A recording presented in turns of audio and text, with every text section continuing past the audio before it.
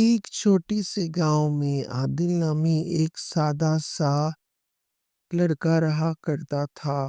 وہ دل کا صاف، محنتی اور دوسروں کی مدد کرنے والا انسان تھا۔ اس کی زندگی میں صرف دو چیزیں اہم تھیں، ایک اس کی پڑھائی اور دوسری اس کی حنا۔ ایک دن عادل کی یونیورسٹی میں جہاں وہ پڑھتا تھا وہاں اس کی ملاقات حنا سے ہوتی ہے۔ حنا ایک خوبصورت سی مغرور لڑکی تھی، پر عادل کو پھر بھی حنا پہلی نظر میں ہی پسند آ جاتی ہے۔ عادل پھر بھی جانتا تھا کہ اس کے خواب اور حقیقت میں بہت فاصلہ ہے۔ پھر آہستہ آہستہ حنا نے عادل کی سادگی اور اس کے اخلاق سے متاثر ہونا شروع کر دیا، پر عادل نے پھر بھی حنا سے اپنی محبت کا اظہار نہیں کیا۔ وہ حنا کی ہمیشہ مدد کرتا تھا، چاہے حنا کے نوٹس بنانے ہوں یا اس کو کسی مشکل موضوع میں پڑھائی کروانی ہو۔ عادل ہر طرح سے پڑھائی میں مدد کرتا تھا۔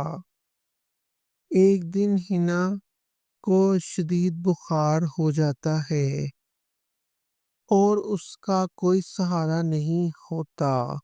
تب عادل نے اپنی کلاسیں چھوڑ کر حنا کی پوری رات تیمارداری کی، دوائی لے کر آیا اور پوری رات اس کی خیریت معلوم کرتا رہا۔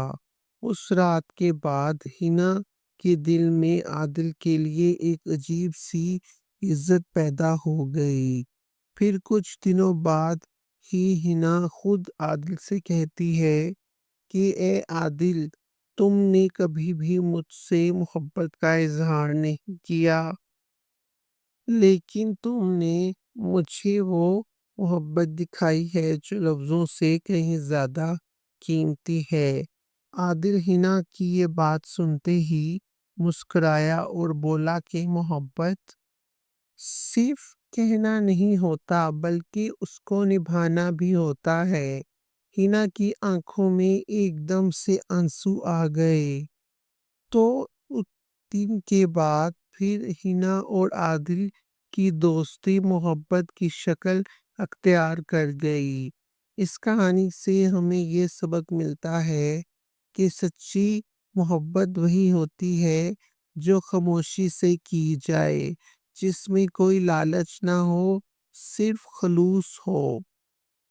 اگر آپ کو ہماری کہانی پسند آئی ہو تو پلیز ویڈیو کو لائک کریں اور اپنے دل کی بات کمنٹ میں ضرور لکھیں، اور چینل کو سبسکرائب کرنا نہ بھولیے گا۔